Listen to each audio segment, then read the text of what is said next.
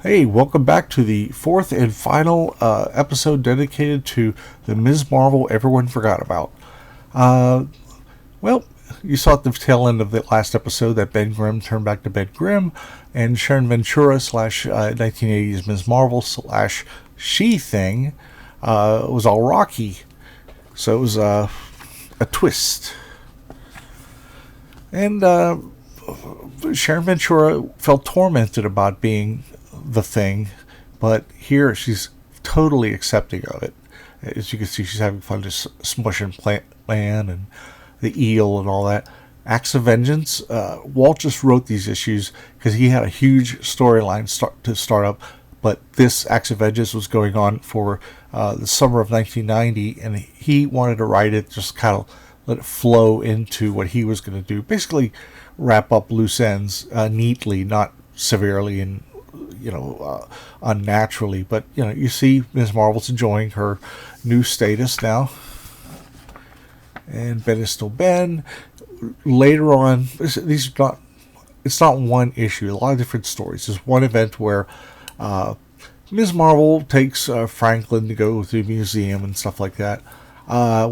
Meanwhile, in the FF headquarters, they find out they have to take care of something, and I don't know why they don't call Ms. Marvel. I think because they know she'll protect Franklin. It's unspoken, but okay. Well, Ben gets on the old exoskeleton that he wore like around 1976 when he lost his powers, back when Roy Thomas was writing the book. And that's how he usually looked without it. And the thing is, they don't tell you if it's a new suit or if it's the same suit, because Reed seemed kind of surprised himself, but at the end of that High Evolutionary / Galactus story that where he turned back to the Thing, he was wearing the Thing exoskeleton, and it broke, it burst, so I don't know, maybe he had a spare laying around somewhere. I don't care. I give Walt a pass on anything because he's Walt Simonson, man. He's the man. So into the time stream. Just doing a little bit of that 1960s animation for the comics. Well, there is She-Thing, still there, armed for bear. So anyway, just typical day, hanging out, trying some experiment. No, this isn't some S&M situations, but Ms. Marvel is feeling very uneasy. It's like it's right in front of me, but I can't see it, not yet. And there's just these little tweaks where she finds things have changed. She could swear from time to time. She said, I think these were a different pattern on these bedspreads when we left. That's crazy. Who'd break into Freedom Force Planet? Who'd break into 4 Freedoms Plaza and change a bedspread and some flowers? So there's all these different things that she picks up on. She mentions it to Reed and the others. Sue's trying to call Professor Power, or it's not the guy who fights the X-Men, but there's a couple called the Powers. They own, they raised Power Pack. These 4 children they own. Listen to me. Maybe the copyright, but they're trying to get in touch with the parents. Phone numbers no longer in existence, and Reed's finding something off. Ben finds something in the newspapers that's completely off. He goes, he's like, holy, the Washington Senators are in second place in challenging the Yankees. The Phoenix Pistols are leading the National League West. So it's like all this stuff that it just topsy-turvy. They're clearly, something has changed, whether it's time or space or both. They all get together and it's a time bubble. I'm not going to try and explain it because I'm not Walt Simonson. He's the resident genius when it comes to comics. Well, while they're discussing it, Alicia Masters comes over, who is Johnny Storm's wife and used to be Ben Grimm's lover. Well, she shows up, totally hugs on Sharon, thinking that she is Ben Grimm because of the physical she could feel with her hand. She's a blind sculptress. Is that how you say it? So Johnny's like totally whacked that. And he goes, oh, Ben, I was worried for you. And he goes, please, Miss Alicia, please, don't be silly, darling. Why shouldn't a woman kiss her own husband? So things are just really kooky now.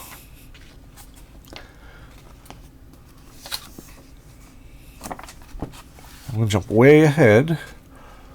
The rest of the super-powered members of the team, a lot of them have gone off for other storylines. Too long to explain, subplots, etc. I'm focusing on Sharon Ventura. Well, Ben is just walking down the hall with Alicia Masters, who is not from his timeline and who is not his girlfriend or his wife, but she just wanted to be held by him, even if it's not the same Ben that she knew.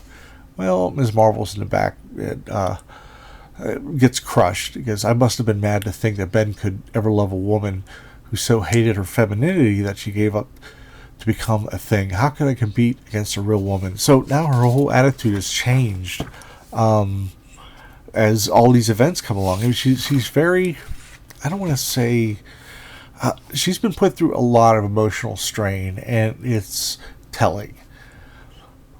There's this time machine, gizmo, flying go-kart thing that Reed came up with. They land somewhere. Long story.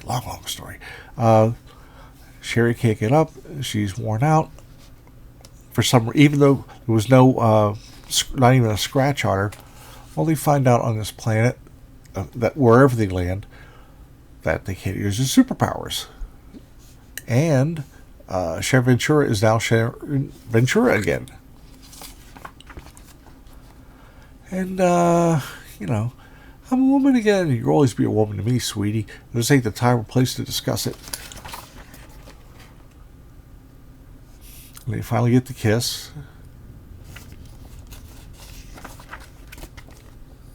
And then the dinosaurs come along, and the FF have to get up and load up and take them down.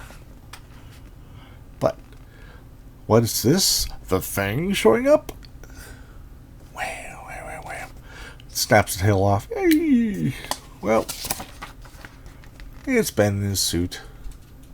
So, well, it's all good. It's all taken care of. But, okay. Epic Collection of the Fantastic Four just came out recently. I'm not keen on the covers, though. This is Art Adams, and you want to show all the lines. And a lot of them are just too dark. The coloring overpowers it. But that's been my gripe forever. And, maybe I'm being irrational or too old school for it. But anyway, anniversary issue, 350. Something big's always got to happen with the anniversary issue. And nothing like the real thing. And we start with Dr. Doom. I love that page. And you see these big old feet from the Thing. Gets knocked down by Sue. And Ms. Marvel shows up. And she says, take off that stupid suit, Ben. You look ridiculous. And look at the paper. You'll think you'd throw it all over the room. So she gets frustrated because she wants to be changed back. And he thinks it can't be done. She goes, but it can't be done, Ben. It's human, and if you can't do it, I'll follow it. Somebody else will do it. Excuse my throat. It's just really ticklish. Well, she's moping, understandably. She gets pulled over, or someone pulls over next to her, and offers her a chance to be human again. And it's Dr. Doom. It's a different version of Dr. Doom, but he offers her something different than the last time. The last time he was offering her to betray the FF for her humanity. But this time he wants to unlock knowledge that will revolutionize the field of genetic engineering, and that would be the repayment for making her human again. And do it. In the meantime, unbeknownst to her and Doom, in the FF's building, Ben goes into I don't even know what this thing is called. What do you call that thing? I don't know. It blasts him with cosmic rays, and he was trying to be the Thing again for Sharon's purpose of being with her again. And well, he eventually shows up. She's human again. He turns back into the Thing eventually, and evolves even further to the pineapple stage because the time is ripe. So right when he's about to take down Doom, return to normal Sharon Ventura blasts him in the back. It's primarily because she owed Von Doom for changing her back, essentially. But this is a very famous time travel story where Walt Simonson went from page to page out of order on this side battle that's taking place while the real time is going on in the storyline with the characters. Well, Sherry's back to normal, and she's traumatized. She's looking at the Thing. She can't believe it. So he kind of puts on just the top that she had on just to let her know that she is no longer the Thing. And she turns him invisible. Pop. So now she's dealing with it to the best of her ability. I mean, this is a lot to take in. I mean, that's why his episode's taking so long. But you were human. I know you were. Let's just say it didn't work out. Kind of like the gift of the Magi. So it was kind of a, what do you call it? Star-crossed lovers. It just didn't really work out for a variety of reasons. But, let's see. I just like showing this stuff off because the art is so beautiful. And, you know, there she is. She's more comfortable than she's been a long time. In fact, she's kind of flirty with the leader of the Time Variance Authority. It's like, oh my gosh, this is so wonderful. Tell me more about it. And the character is a thinly veiled caricature of the late, great Mark Gruenwald, who was responsible for the official handbook of the Marvel Universe. And he just loved quantum physics. He was a brilliant man, and he died way too early in like 1996, I believe. And I've loved pretty much everything he's done with Squadron Supreme, Captain America, and editor of the Avengers line of titles. So, at the end of the story, Pineapple Express. No. Well, what happens is, after all that's said and done, they end up in their underwear with the Thing, and they're happily ever after. I don't know why. And the reason I'm being vague about a lot of stuff is I want you to enjoy the reading experience as well. Right, baby? See, she's crying because she wants to know about the reading experience. Well, I hope I did okay this time. I know I fumbled around quite a bit, but it's such an up and down, topsy-turvy situation with Sharon Ventura that I have to confess, reading them, over a span of a short time, it's frustrating, and it made me crackers. It just made me bonkers. I'm just like, okay, this show broke me. This episode broke me. This character broke me, but we made it through together, gentle listener.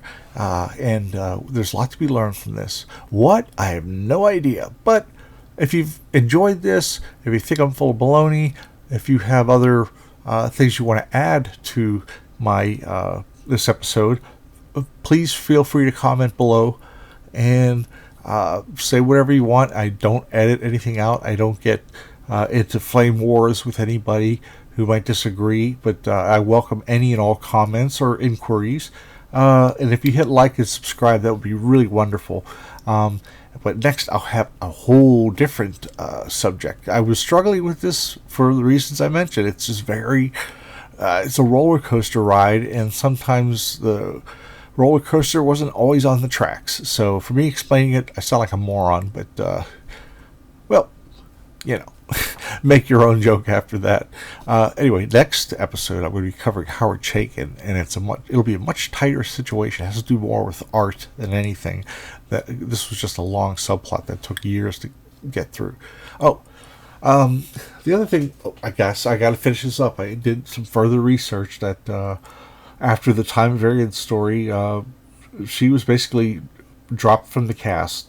Many issues later, later, you'll find out that she's working for Doc Doom again. He promises to cure her again because Doom's always been a team player. So she was used as a spy for him against the FF after all this horse shit.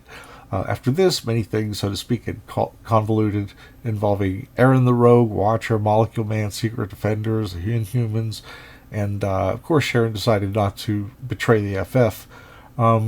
But her mental stability kept going up and down, in just very more damage was being done through a long amount of situations.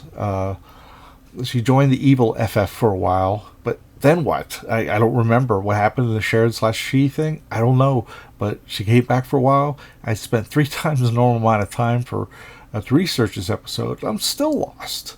And to make things unnecessarily more complex, we'll see her reappear in her standard She-Thing body, but no longer insane, quote unquote.